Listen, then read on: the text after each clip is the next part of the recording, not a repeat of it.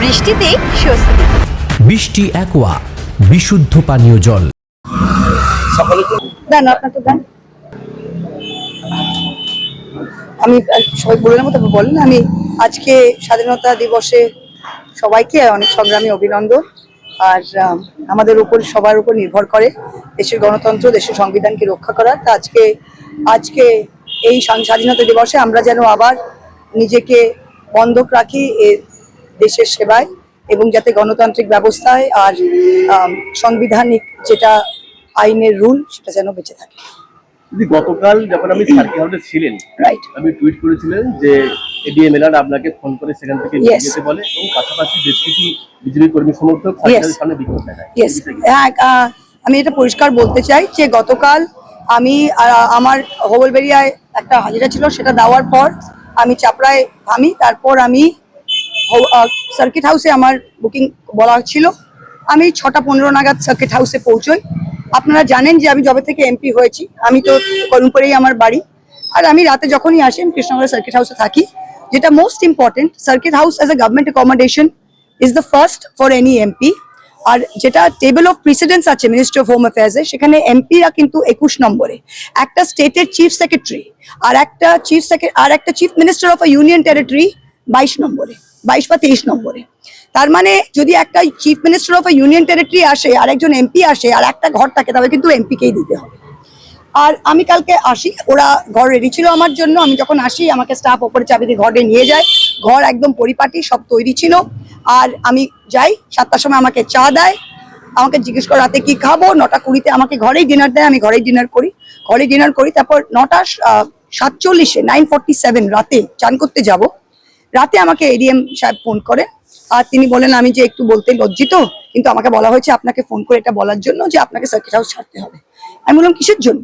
তখন উনি বলছে সে তো জানি না, কিন্তু আপনাকে বলতে বলা হয়েছে, সেটাই আমি বলছি।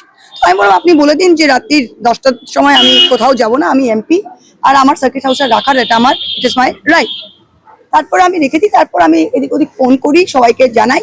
আর আমি কয়েকটা একটু আওয়াজ শুনতে পাচ্ছিলাম বাইরে। আমি ভেবেছি বোধহয় স্বাধীনতার আগে ফ্রিডম এট মিডনাইটে অনেকে ঘোরাফেরা করে রাস্তায়, সেটার আওয়াজ। আমি অতটা পাত্তা দিইনি। তারপরে আমাকে 10:52-তে, মানে 11টা বাজতে 8 মিনিট রাতে, আমি একজন সিটিং এমপি, এটা আমার কনস্টিটিউয়েন্সি সার্কিট হাউসে, আমাকে এনডিসি অঙ্কিতা বেরা নাকি তার নাম, তিনি একটা মেসেজ পাঠায়, বেরা না এরকম ঠিক দেখিনি, মেসেজ পাঠায় যে ম্যাডাম এটা অ্যাজ ডিরেক্টেড বলে। আমি সেটাও টুইট করেছি। সেখানে লেখা আছে 12 তারিখের একটা অর্ডার ব্যাকডেটেড করেছে যে 14 তারিখে যদি কেউ 14 তারিখ থেকে নাকি সার্কিট হাউস সার্ভিস হবে ইনডেফিনেটলি, মানে অনির্দিষ্ট কালের জন্য সার্কিট হাউস সার্ভিস হবে, এবং যারা 13 তারিখের আগে থেকে রয়েছে তারা থাকতে পারবে, 13 তারিখের পরে কেউ থাকতে পারবে না। যাহা তক আমি 14 তারিখে এসেছি। আর ওপরে কোনো অশোক স্তম্ভ নেই, কিচ্ছু নেই। আর এটা তো বোধহয় তক্ষুনি লিখিয়েছে।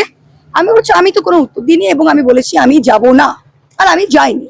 তারপরে দেখা যাচ্ছে যে বাইরে, ইতিমধ্যে যখন হচ্ছে বাইরে, আমি আওয়াজ জানলা খুলে দেখলাম যে বাইরে দেখা যাচ্ছে অনেকটা, মানে যে ডিস্টেন্সটা আছে গেটের ওদিকে একটা পুলিশ, কিচ্ছু নেই। আর গেটের উল্টো ওই বাইরে এক গাদা বিজেপির কর্মী, জানি না 50-100 কতই হবে, তারা জয় শ্রীরাম বলে খুব চেঁচাচ্ছে, গো ব্যাক এইসব চেঁচাচ্ছে। তখন আমি ফেসবুক করলাম, আমি লাইভ করলাম, এবং আমি রাতটা ওখানেই কাটালাম। ওরা 1 ঘন্টা বাদে বোধহয় ওখান থেকে গেল। আর তারপরে আমি দেখলাম যে ভিডিওতে যে ওরা সংবাদ মাধ্যমে পাঠানো হয়েছে। তো আমি এটা বলতে চাই যে আমি একজন, আর ওদের হুমকি কি, আমি মুখের ভাষাটা দেখলাম। আমাকে তারপর প্রেসের লোক সবাই বললো যে এটা ওরা তো প্রকাশ্যে বলছে যে আমরা বিজেপির লোক, আর আমি নাকি গুপ্ত রাতে সার্কিট হাউসে ঢুকেছি। আমি এখানকার এমপি, আমি যখন আসবো যখন থাকবো আপনারা জানেন এটা আমার রাইট। এটা কোনো গভর্নমেন্ট, আমরা প্রিভিলেজ মোশন মুভ করছি against the district administration Lok Sabha স্পিকারের কাছে। আর এটা কোনো ডিস্ট্রিক্ট অ্যাডমিনিস্ট্রেশন একটা এমপিকে রাত্রিরে সার্কিট হাউস যদি খোলা থাকে, একটা ঘরও থাকে, সেটা কিন্তু এমপি থাকার কথা।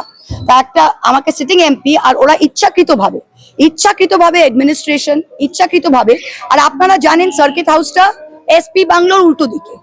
আপনারা জানেন যে ওখানে দুটো লোক জমায়েত হলে পুলিশ এসে সরিয়ে দেয়, হ্যাঁ কিনা বলুন আপনারা, হ্যাঁ কিনা? সেইখানে দাঁড়িয়ে রাত্রির 11টায় 100 জন জমায়েত হচ্ছে এসপি বাংলোর বাইরে, আর একটা পুলিশ এসে ওদের হাঁটাচ্ছে না। বুঝতে পারলেন ব্যাপারটা? গেমটা বুঝলেন? এটা পুরো এসপির প্রশাসনের গট আপ গেম, যে প্রত্যেকবার। আর ওরা বলছে যে কৃষ্ণনগর আপনি যদি কাজ করেছেন তো কৃষ্ণনগর মানুষ মধ্যে মিশুন। আমি তো মিশছি।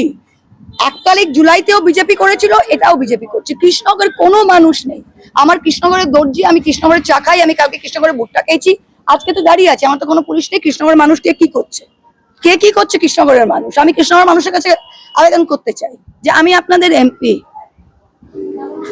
এখানে কেউ কৃষ্ণনগরের মানুষ, এই বিজেপির লোকগুলো গতবারও করেছে, এবারও করছে। আর প্রকাশ্যভাবে ওদেরকে বলা হয়েছে যে যখনই আসবে এমন একটা পরিস্থিতি ক্রিয়েট করো, আর থাকার জায়গা দেবো না, উনি যাতে পাগলের মতো ছুটে বেড়াবেন, আর ও থাকার জায়গা থাকবে না, আর আমরা ওকে ক্যাপচার করবো। সেটি হচ্ছে না। আমি একজন থাকলেও, আপনারা দেখুন, আমি একজন থাকলেও সকালে আমার যেরকম ফ্ল্যাগ প্রোগ্রাম ছিল 9টায়, আমি ঠিক তেমনি প্রোগ্রাম করেছি। আর আজকে এটা আমার অফিসের বাড়ি দাঁড়িয়ে আমি কিন্তু এই সাংবাদিক বৈঠকটা করছি।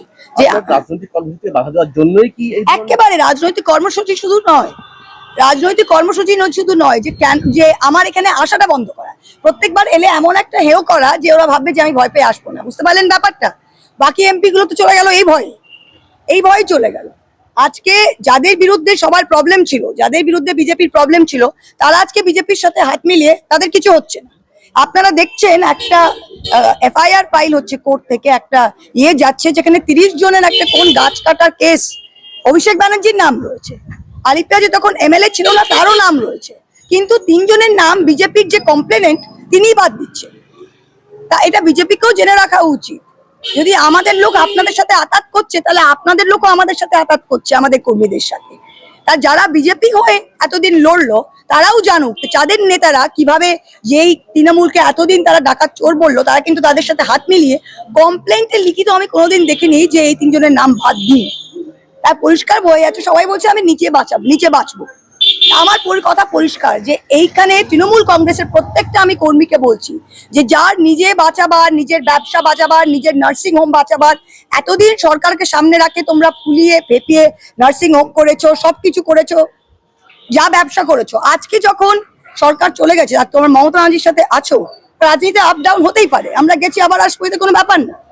কিন্তু ইডিওলজি যাদের নেই, কোনো মতাদর্শ যাদের নেই, তারাই কিন্তু নিজেদের ব্যবসা বাঁচাবার জন্য এগুলো করার জন্য যাচ্ছে। সব কর্মীরা দেখছে। কালকে আমি চাপড়ায় বসেছিলাম, চাপড়ার লোক আমাকে বলছে দিদি সব কর্মী আপনাদের সাথে, এই গদ্দারদের সাথে একটা লোকও নেই। ওরা আমাকেই দোষ দিচ্ছে, তো তুমি তো এদের উঁচু করেছো। যারাই বেইমানি করছে সবাই আমাকেই দোষ দিচ্ছে, দিদি তুমি কিন্তু এদের তুলেছো। তা আজকের দিনে সবাই দেখে নিক, জল কা জল পানি কা পানি।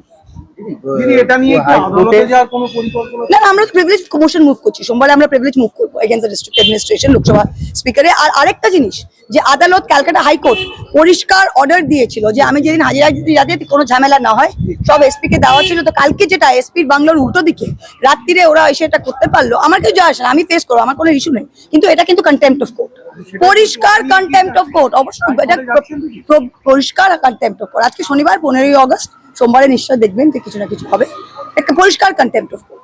কোর্টে আপনার নামে মামলা হয়েছে, আপনি নাকি যেটা ভয় পাচ্ছেন। কোথায়, কোন কোর্টে মামলা হয়েছে? আমার জেলার কোন কোর্টে মামলা হয়েছে? কিসে? কৃষ্ণনগর আদালত। যদি আমার এটা কি আপনারা এরকম না জেনে কথা কেন বলছে? আমি কোন কোর্টে যাইনি, আমি কোন কোর্টে যাইনি। আমি নিজে মামলা করছি, আমি হাইকোর্টে গিয়ে নিজে মামলা করছি, আমি সুপ্রিম কোর্টে গিয়ে নিজে মামলা করছি। কৃষ্ণনগর কোর্ট, ভগবান, কৃষ্ণনগর কোর্টে যেদিন মামলা হবে আমার উকিল দাঁড়াবে, আর যেদিন আমাকে দাঁড়াতে হবে দাঁড়াবে, কি আছে? What is the problem in that? কোনো প্রবলেম। চোখের যত্নে এখন আরও আধুনিক এক ঠিকানা, স্বদেশ আই হসপিটাল, চাকদহ। চোখের বিস্তারিত পরীক্ষার জন্য রয়েছে উন্নত জাইস ডায়াগনস্টিক প্রযুক্তি। নির্ভুল পরীক্ষার জন্য রয়েছে আধুনিক ব্যবস্থা। পরীক্ষা থেকে চিকিৎসা ও উন্নত পরিকাঠামো। আপনার দৃষ্টির যত্নে স্বদেশ আই হসপিটাল। আমাদের ঠিকানা Sukhsagar road, Chakdaha, Nadia.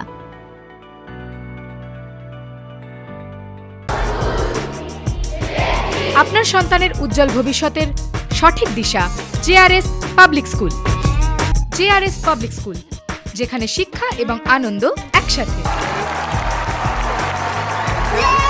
JRS public school has an excellent team of teachers for the holistic development of your child. আপনার সন্তানের উজ্জ্বল ভবিষ্যতের একমাত্র ঠিকানা জেআরএস পাবলিক স্কুল। আপনি কোথায় ইনভেস্ট করবেন, কেন করবেন বুঝতে পারছেন না তো? সঠিক গাইডলাইন পেতে আজই আসুন নদিয়ার চাকদাতে নিবেদিতা প্রাইভেট লিমিটেডে। Nivedita private limited, marketing and distribution service. Balcony বা সিঁড়ির রেলিং, মডিউলার কিচেন বা ড্রয়িং রুম, এক কথায় আপনার স্বপ্নের বাড়িকে করে তুলুন আরো সুন্দর। Chakda ply centre, gorgeous look বা কোয়ালিটি সবে 3 number 1 Chakda ply centre. Chakda ply centre, KBM, Chakda, Nadia. হোমওয়ার্কটা করেছো? হ্যাঁ স্যার। এ বাবা, ভুল করেছো কেন? চোখে কেমন ঝাপসা দেখছি, লিখতে আর পড়তে খুব সমস্যা হচ্ছে। চাকদার মডার্ন অপটিক্স থেকে ভালো চোখের ডাক্তার দেখিয়ে নাও। প্রতিদিন প্রকৃত চোখের ডাক্তার ও দৃষ্টি বিশেষজ্ঞ মডার্ন অপটিক্স, চাকদহে।